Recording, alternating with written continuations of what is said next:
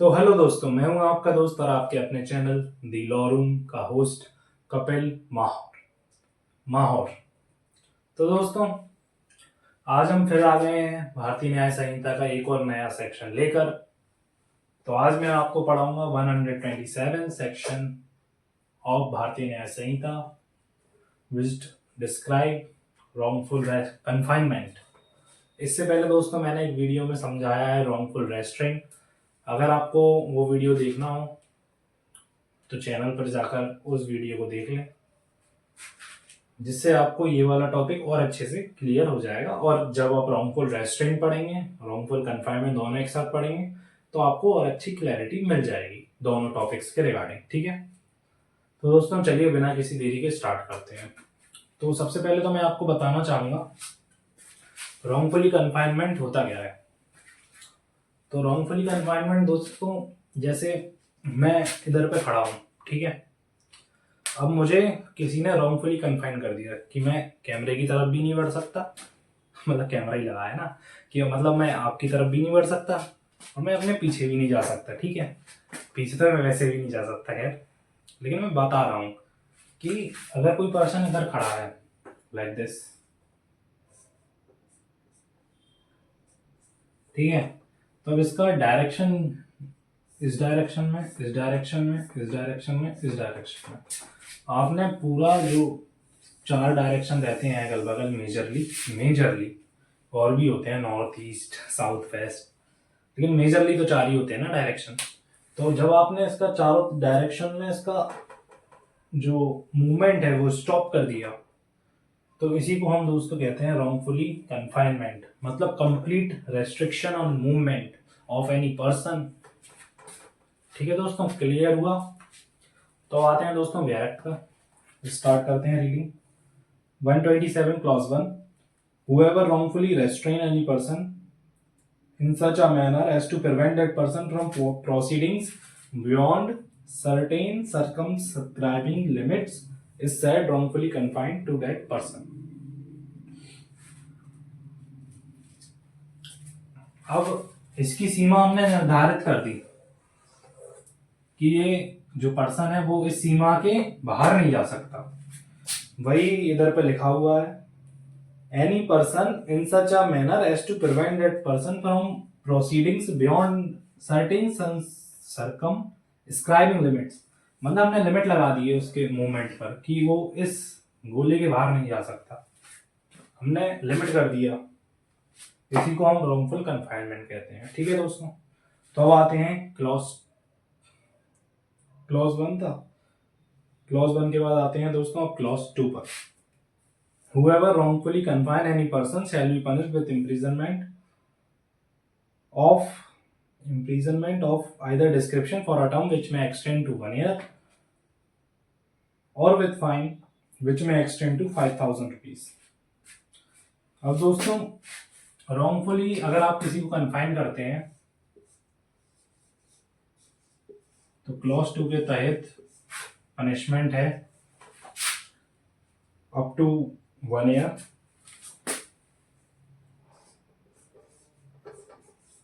Up to 1 year की punishment है, plus fine कितने का है 5,000 रुपीज, और वो 5,000 या फिर दोनों। ठीक है, अब आते हैं क्लॉज 3 पर। Whoever wrongfully confine any person for 3 days or more। अब क्लॉज 3 में ध्यान रखना, उसमें बताया है कितने दिन के लिए कन्फाइन करते हो आप रॉन्गफुली, 3 days या उससे ज्यादा के लिए। Shall be punished with imprisonment of either description for a term which may extend to 3 years। 3 दिन से ज्यादा करोगे तो देख लो 3 साल तक जा सकते हो जेल में अगर किसी को रॉन्गफुली कन्फाइन करोगे। तो क्लॉज 3 क्या बताता है हमें, अगर आप 3 days तक करोगे या 4 days तक किसी को रॉन्गफुली कन्फाइन करोगे तो अप टू 3 years आपको क्या मिल सकती है, imprisonment up to 3 years, plus कितने का फाइन 10,000 रुपीज का, या फिर दोनों चीजें। ठीक है, क्लियर? अब आते हैं दोस्तों क्लॉज 4 पर। Whoever wrongfully confine any person for 10 days or more shall be punished with imprisonment of either description for a term which may extend to 5 years. अब अगर 10 दिन या 10 दिन से ज्यादा किसी को कन्फाइन करोगे तो क्लॉज 4 के तहत clause 4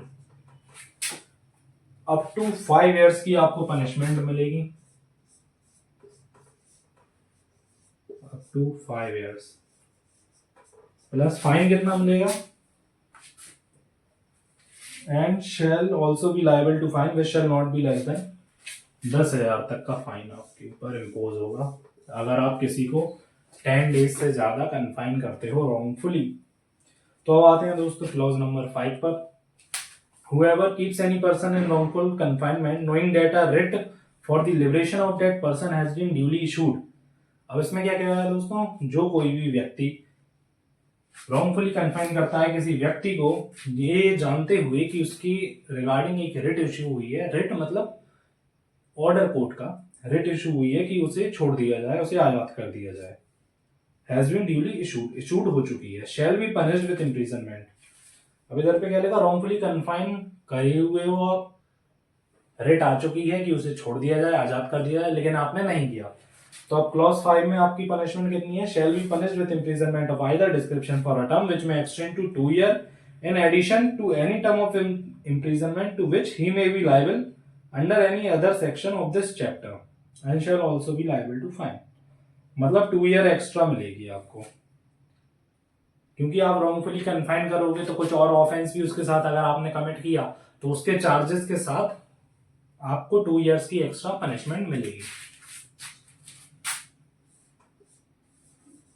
clause 5 extra 2 years.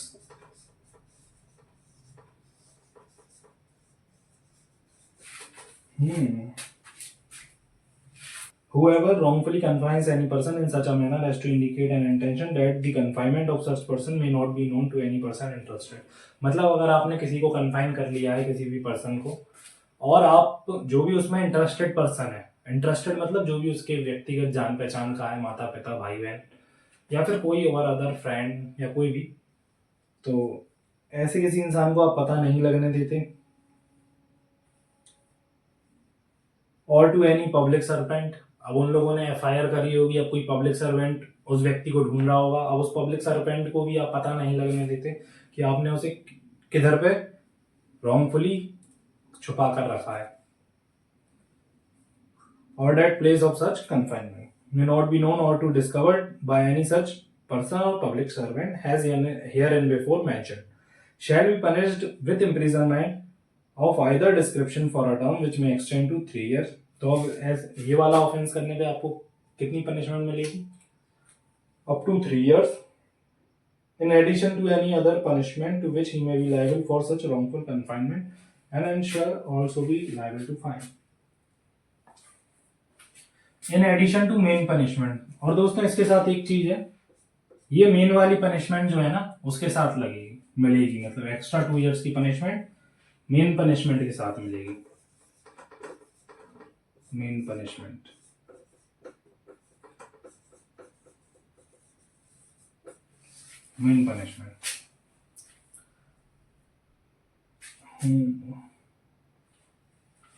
Clause 6 में कितनी पनिशमेंट मिलेगी,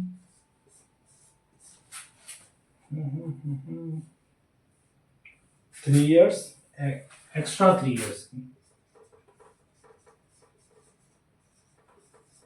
एक्स्ट्रा 3 इयर्स की punishment.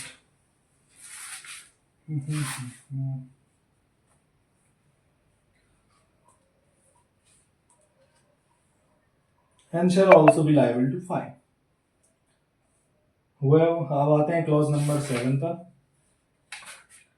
Whoever wrongfully confines any person for the purpose of extorting from the person confined। extorting मतलब कोई चीज एक्सटॉर्ट करना उससे, और from any person interested in the person confined, और कोई भी पर्सन उस पर्सन में इंटरेस्टेड है जिसको आपने कन्फाइन कर रखा है, एनी प्रॉपर्टी एक्सटॉर्ट करना, क्या प्रॉपर्टी एक्सटॉर्ट करना, और वैल्यूएबल सिक्योरिटी कोई कीमती चीज, or of constraining the person confined or any person interested in such person to do anything illegal or to give any information which may facilitate the commission of an offence. मतलब किसी भी ऐसे person को motivate करना, motivate in the sense कि इस person को बचाने के लिए आपने उससे कह दिया कि आप जाओ ये काम करके आओ, अब चाहे वो पर्सन उस पर्सन के लिए इलीगल काम भी करने को तैयार है, वही चीज में बताई गई है, विच में facilitate the commission of an offence. अब इस पर्सन को बचाने के लिए इस पर्सन ने कोई ऐसा काम कर दिया जो कि एक ऑफेंस है, कमीशन ऑफ एन ऑफेंस, यही लिखा है इधर पे। Shall be punished with imprisonment of either description for a term which may extend to 3 years, shall also be liable to fine, may extend to 3 years। Clause 7 में 3 years की मिलेगी पनिशमेंट। Clause 7 3 years, shall also be liable to fine plus fine भी मिलेगा, ठीक है। अब आते हैं क्लॉज नंबर 8 पर। whoever wrongfully confine any person for the person of extorting from the person confined, extort करना, फिर से extort करना है कुछ ना कुछ, और any person interested in the person confined any confession extort करने के लिए, या फिर कोई information which will clause 8